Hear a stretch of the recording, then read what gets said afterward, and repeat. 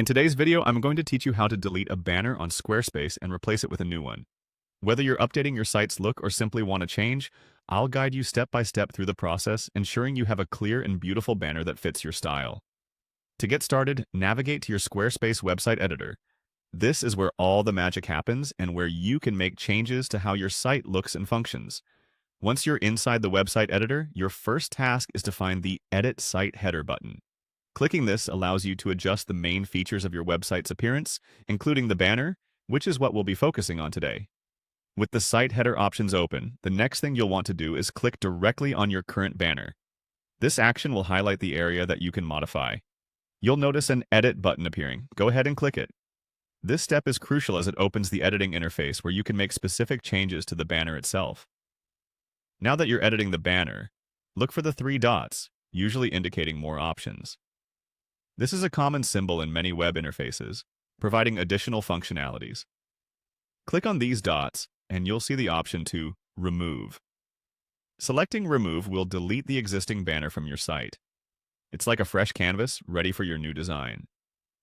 After removing the old banner, you might want to upload and edit a new image or logo. To do this, click on Add Logo. This option might seem like it's for logos only, but it also serves as a way to introduce new images into your header area. After clicking, select Upload File to bring in your new image.